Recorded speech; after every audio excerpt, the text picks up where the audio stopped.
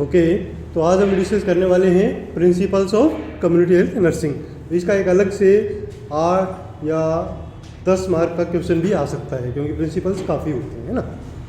तो सबसे पहले हम जान लेते हैं कि प्रिंसिपल्स का मतलब क्या है। प्रिंसिपल्स का मतलब ये है कि वो रूल जिनका पालन करते हुए अगर हम कम्युनिटी में काम करते हैं तो अच्छी कम्युनिटी सर्विस हम प्रोवाइड कर सकते हैं, ठीक है। उन्हीं को हम क्या कहते हैं, प्रिंसिपल्स। तो सबसे पहला प्रिंसिपल क्या कहता है कि community health nursing is based on recognised needs of the community और कम्युनिटी नीड असेसमेंट, ठीक है।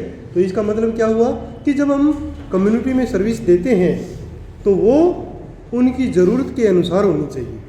ऐसे नहीं कि कम्युनिटी को ज़रूरत ही नहीं है और आप सर्विसेज दिए जा रहे हैं, तो उससे होगा क्या, उनका इंटरेस्ट खत्म हो जाएगा वो सर्विस लेने में, है ना। तो पहले हम क्या करेंगे, कम्युनिटी की नीड को असेस करेंगे कि कौन कौन सी हेल्थ सर्विसेज उनको ज़रूरत है, और उसके हिसाब से बाद में फिर कम्युनिटी की सर्विस देंगे, तो ही हमारी जो कम्युनिटी हेल्थ नर्सिंग है वो इफ़ेक्टिव हो पाएगी। ओके, तो पहला प्रिंसिपल क्या हुआ कि these services should be need based, जो नीड है उसी के अनुसार सर्विस देना है।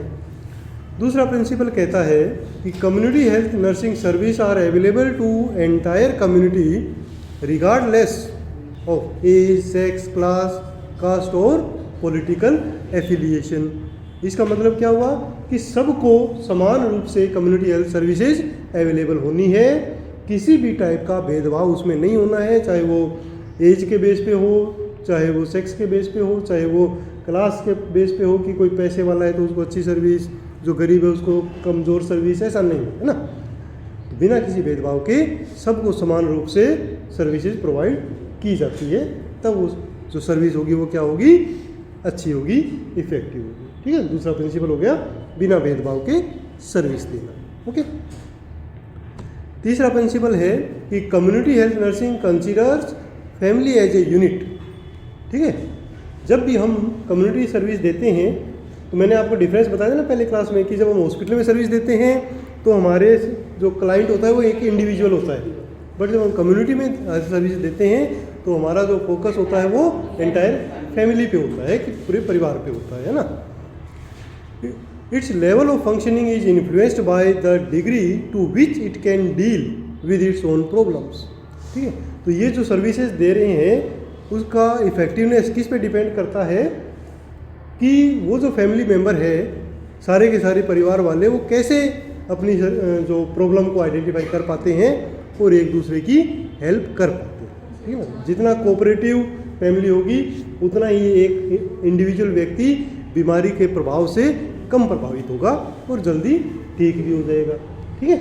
तो ये बातें हम कम्युनिटी में उनको बता भी सकते हैं कि जो फैमिली का कोपिंग मैकेनिज्म है वो बहुत ही प्रभावी होता है मरीज को ठीक करने के लिए। ओके, तो तीसरा प्रिंसिपल कहता है कि परिवार के रूप में ही हमें जब भी कोई एक मरीज से मिले तो उसके परिवार के बारे में भी सोचें कि हो सकता है वो बीमारी उन तक फैल रही हो, वो अपना बचाव कैसे करेंगे, तो सीधा ध्यान परिवार को प्रोटेक्ट करने में जाना चाहिए हमारा, है ना। तभी हमारी कम्युनिटी हेल्थ सर्विस प्रभावी होगी, ठीक है ना।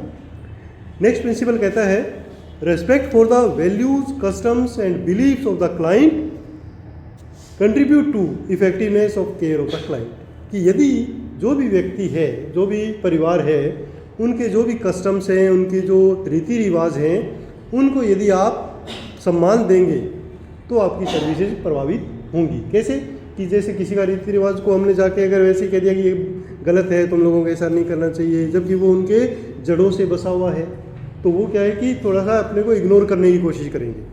और यदि हम उनको रिस्पेक्ट करेंगे कि हाँ ठीक है ये आपके रीति रिवाज हैं, हम उनकी रिस्पेक्ट करते हैं और उसको बिना भेदभाव के उसको सर्विस देते हैं, तो वो अच्छी तरह सुनेंगे कि ये तो ठीक है, हमारे जैसे ही है, हमारी बात सुन रहे हैं, हमारी बात मान रहे हैं, तो एक जो इंटरपर्सनल रिलेशनशिप है वो अच्छी बनेगी, ठीक है। तो किसी भी धर्म, किसी भी कास्ट, कोई भी व्यक्ति, जो भी उसकी कल्चर है, उसको आपको ठेस नहीं पहुंचानी है और उसको सर्विस दे देनी, ठीक है।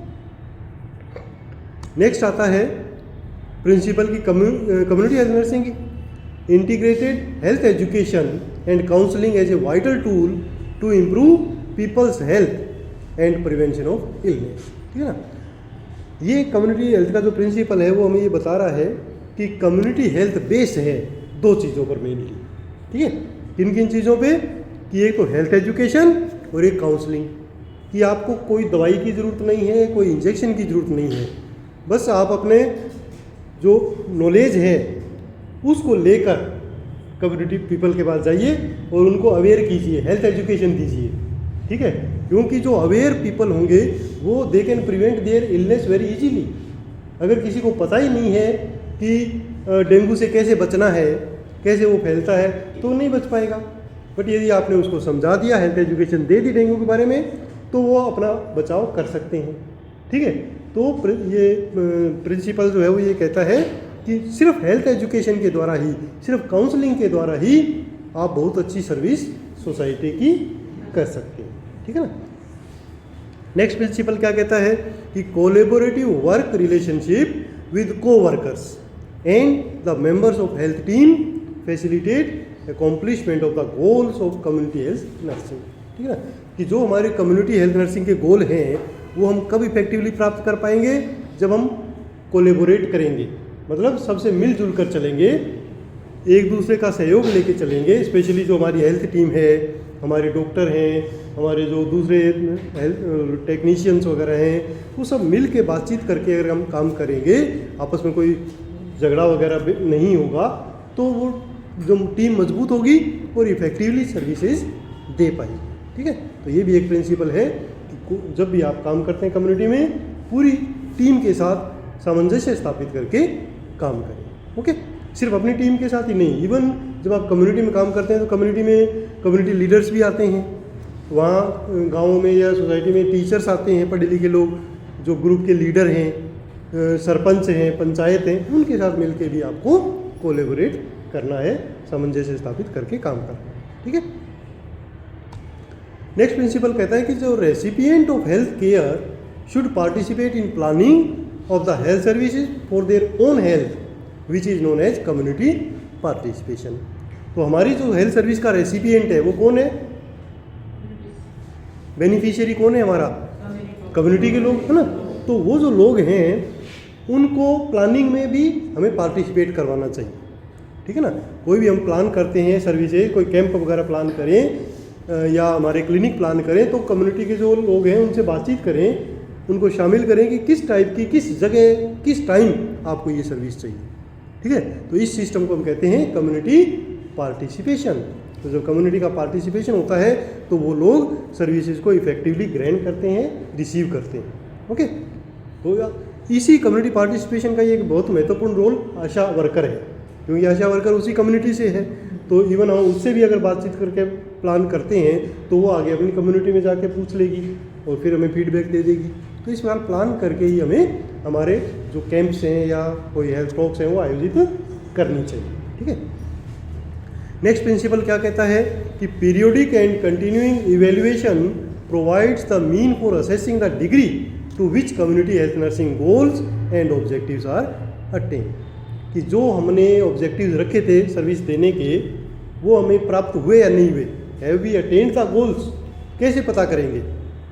तो उसको पता करने के लिए सिस्टम है कि पीरियोडिक एंड कंटिन्यूइंग इवेल्युएशन होना चाहिए कि हमारी सर्विस का हमें इवेल्युएशन करना है, पता करना है कि किस लेवल पे हम पहुंच गए हैं। तो ये पीरियोडिक भी होना चाहिए, समय समय पे होना चाहिए।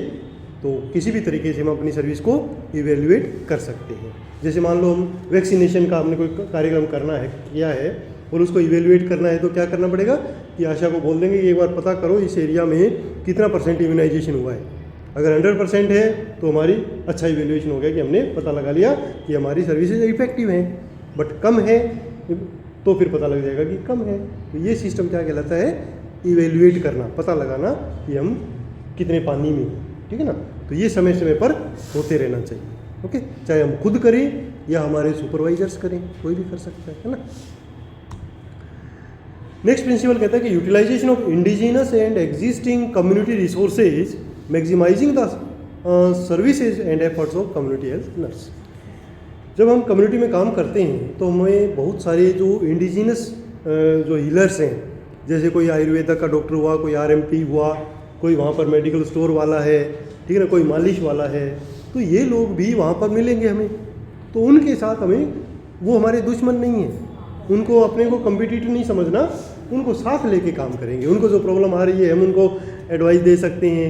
जो उनके पास लोग आ रहे हैं, कोई अब बीमारी लेके आए तो वो हमें इन्फॉर्म कर सकते हैं, तो इससे हम अर्ली आइडेंटिफाई कर सकते हैं किसी डिजीज़ को, है ना। तो उनके साथ भी कोऑपरेट करके हमें काम करना है, ठीक है।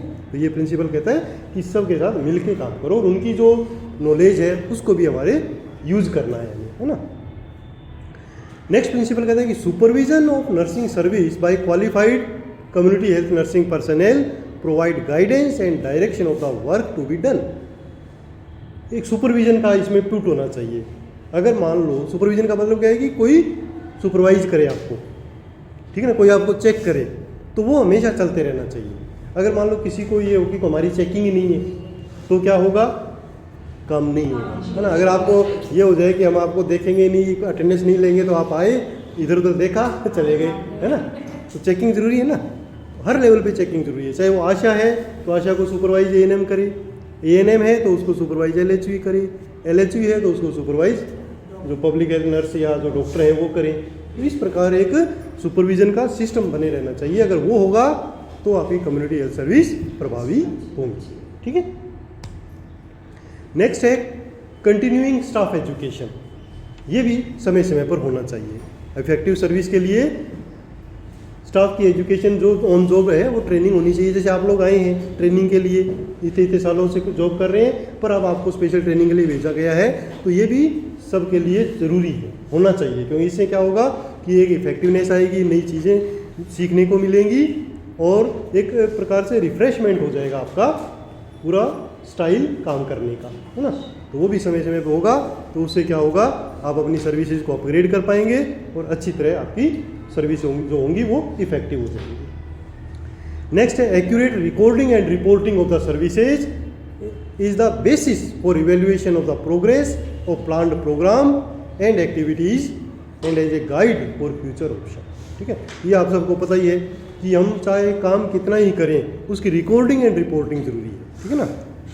उससे क्या होगा, काम दिखेगा, ठीक है ना। आपने आज की डेट में जैसे आज क्या क्या हुआ आपके यहाँ पे ट्रेनिंग में या फील्ड में गए तो क्या किया, तो अगर डायरी में लिखा है तो यहाँ जो इवेल्युएट करने वाले हैं, जो सुपरवाइजर्स हैं, उनको पता लग जाएगा, ठीक है। और समय समय पर रिपोर्टिंग भी करनी, ठीक है। तो ये भी कम्युनिटी हेल्थ का एक इम्पोर्टेंट पार्ट है कि आपने सर्विसेज तो देनी है, बट उसकी रिकॉर्डिंग रिपोर्टिंग नहीं भूलना है ना। प्रॉपर रिकॉर्डिंग और जो प्लान फॉर्मेट है उसमें आपको रिपोर्टिंग करनी है, ठीक है। तो ये आपके प्रिंसिपल्स हैं, लगभग 12-13 प्रिंसिपल हैं। यदि आपको एग्जाम में 10 भी याद रह जाते हैं तो बल्ले बल्ले है। ऊपर नीचे भी लिख सकते हैं, ऐसा नहीं कि पहला है तो पहले ही लिखना है, लास्ट भी लिख सकते हैं, ठीक है ना। तो इस प्रकार आपका ये क्वेश्चन रेडी हो जाएगा। Okay, thank you.